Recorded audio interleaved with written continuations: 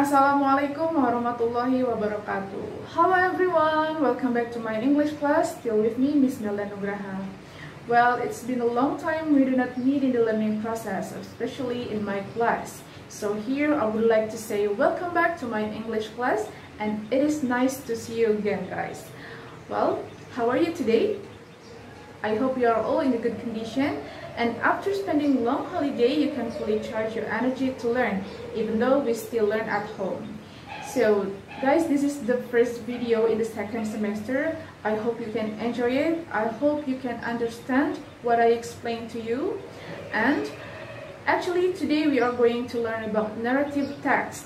But before we are going to learn about narrative text, let's open our agenda.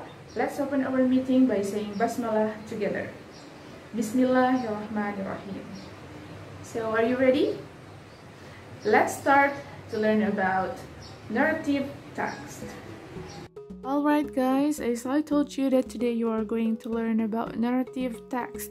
Okay, seperti yang Miss bilang, bahwa hari ini teman-teman akan belajar tentang teks narasi atau narrative text. Okay, next. Okay, this is about the definition of narrative text. What is narrative text? Apa itu narrative text?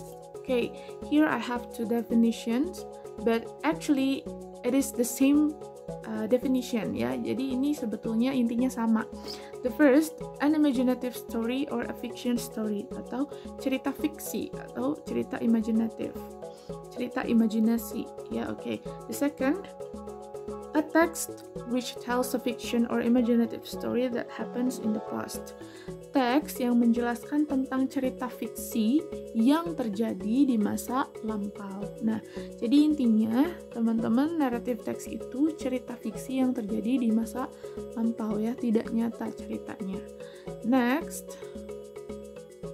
Alright, here is the type of narrative text. Jadi kita akan menjelaskan, atau Miss akan menjelaskan tentang jenis-jenis dari teks narrative text. Okay, the first, there are 4 types of narrative text. The first is fairy tales, ya. Yang pertama ada fairy tales atau dongeng. The second, folk tale, or we can say folklore, cerita rakyat. The third, fable, cerita binatang atau hewan karakternya. Lalu the last, legend atau legenda. Oke, itu dia jenis-jenis dari narrative text ya. Okay, next. Alright, here I would like to show you the example of each types in narrative text ya. Jadi Miss akan menjelaskan atau memperlihatkan contoh dari jenis-jenis narrative text. Apa saja ceritanya? Oke, untuk fairy tales contohnya ada Snow White atau Putri Salju. I swear you know about this. Oke, yang kedua ada Cinderella. Ya, jadi keduanya ini merupakan salah satu contoh dari fairy tales. Next, folk tales or folklore. Contohnya yaitu Malin Kundang and The Story of Timun Mas. Nah, keduanya ini adalah contoh dari folk tales atau cerita rakyat. Lalu yang ketiga, fable atau fabel.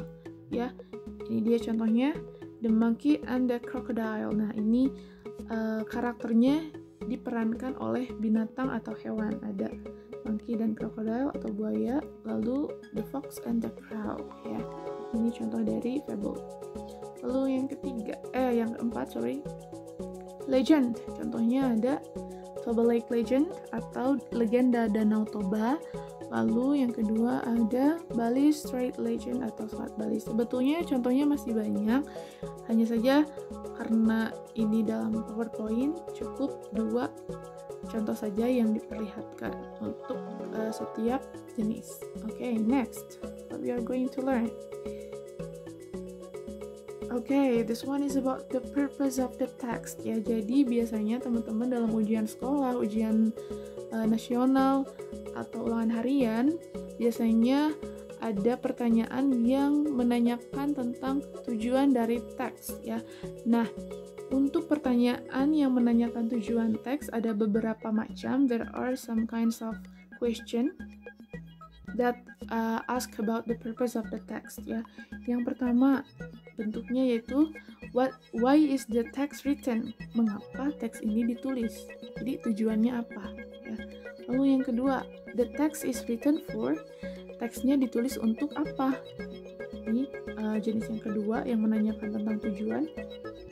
Jenis yang ketiga, jenis pertanyaan ya. Jenis pertanyaan yang ketiga, what is the purpose of the text? Apa tujuan dari teks tersebut? Lalu yang keempat, what is the social function of the text? Apa fungsi sosial atau tujuan dari teks tersebut? Lalu yang kelima, what is the writer intention on writing the text? Jadi, apa tujuan dari si penulis tersebut menulis teksnya gitu ya. Lalu what is the purpose of the text? Jadi tujuan dari naratif teks ini apa?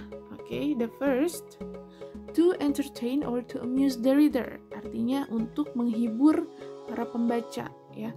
Lalu purpose yang kedua ada to give the moral value or to teach us by getting the moral value.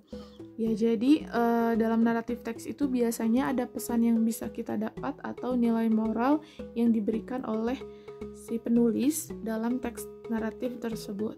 Nah, yang kedua ini to give the moral value, untuk memberi pesan moral. Ya, jadi these are the purpose of narrative text. Ya, jadi teman-teman ini adalah tujuan dari narrative text. Oke, setelah tujuan, what we are going to learn? Alright, it is about generic structures. Ya, ini tentang struktur teks yang digunakan di dalam narrative text. There are 4 generic structures. Ada 4 struktur teks. Ya, yang pertama ada orientation. Nah, apa sih orientation itu?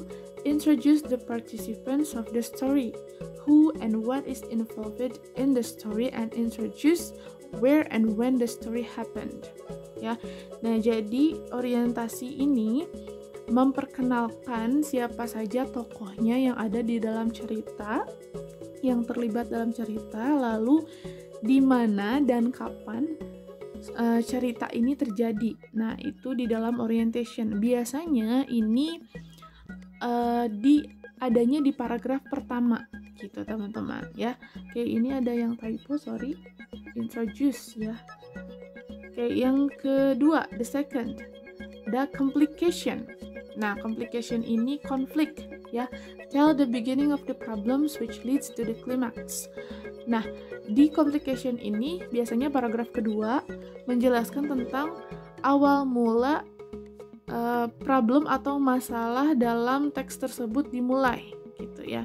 Lalu yang ketiga, resolution, the problem of the story is resolved. Ya, jadi di paragraf ketiga biasanya, tapi tidak selalu di paragraf ketiga. Nah, di resolusi ini biasanya masalahnya sudah teratasi ya. Jadi tadi di complication masalahnya baru dimulai, kalau di resolution ini masalahnya sudah selesai atau sudah teratasi. Lalu yang terakhir ada reorientation or coda. Kalau ini optional ya, biasanya ada atau tidak ya. Bisa jadi ada, bisa jadi tidak di dalam teks. Nah, biasanya ini moral value. Jadi moral value-nya ada yang tertulis ya, ada yang tersurat, ada juga yang tersirat seperti itu. Itu generic structures dari narrative text. Okay, next. Okay, this one is about language features atau unsur kebahasaan yang digunakan di dalam narrative text. Okay, let's see. The first, adverb of time atau kata keterangan waktu. Nah, ini merupakan kata kunci dari narrative text ya. Jadi kalau misalkan teman-teman di dalam teks menemukan kata once upon a time or one day, long time ago, itu bisa dipastikan merupakan narrative text ya. Jadi ini clue yang gampang banget untuk kita mengetahui teks tersebut jenisnya apa sih. Nah, kalau ada once upon a time, one day, long time ago, berarti itu jenis teksnya adalah narrative text. Oke. Lalu yang kedua. Oke, past tense. Jadi dalam narrative text ini menggunakan past tense ya, atau tenses yang digunakan untuk atau yang menjelaskan tentang masa lampau. For example, contohnya ada Cinderella lived with her father. Jadi menggunakan verb 2 ya teman-teman. Cinderella hidup atau tinggal dengan ayahnya. Lalu contoh yang kedua ada he saw a big crocodile. Dia melihat buaya yang besar gitu ya. Saw ini verb kedua dari kata see, melihat. Okay, next. Specific characters atau pemeran atau karakter yang spesifik gitu. Contohnya ada Cinderella, Sang Kuryang, Snow White dan lain-lain ya, Timun Mas. Okay, next. Action verbs ya, biasanya ada kata kerja yang digunakan, kata kerja aksi. Contohnya killed, membunuh, walked, berjalan, saw, melihat, cried, menangis dan lain-lain. Next. Direct speech atau kata kerja langsung ya. Contohnya seperti ini. Biasanya dalam narrative text ini ada dialog. Nah, dialognya ini disebut direct speech. Contohnya, the crocodile said to the monkey. Buaya berkata pada monyet ya. Dia berkata, my father is very sick. He has to eat the heart of the monkey. Jadi biasanya direct speech ini ditandai dengan tanda petik ya di dalam teks. Biasanya berbentuk dialog. Okay, next. Yang terakhir, time conjunction atau kata hubung waktu yang menunjukkan waktu ya. Contohnya ada when, then suddenly. Okay, it is about the language features of a narrative text. Well, okay, any questions? I hope you are all understand with my explanation about narrative text. But if you have a question to me, kalau misalkan ada pertanyaan, you may ask me on Google Classroom or send me a message via WhatsApp. Thank you for today. Alright everyone, you have learned about narrative text and I hope you understand about the material that I explained to you. And I hope you are ready for the next week because we are going to learn about report text. Thank you and that's all from me. Wassalamualaikum warahmatullahi wabarakatuh.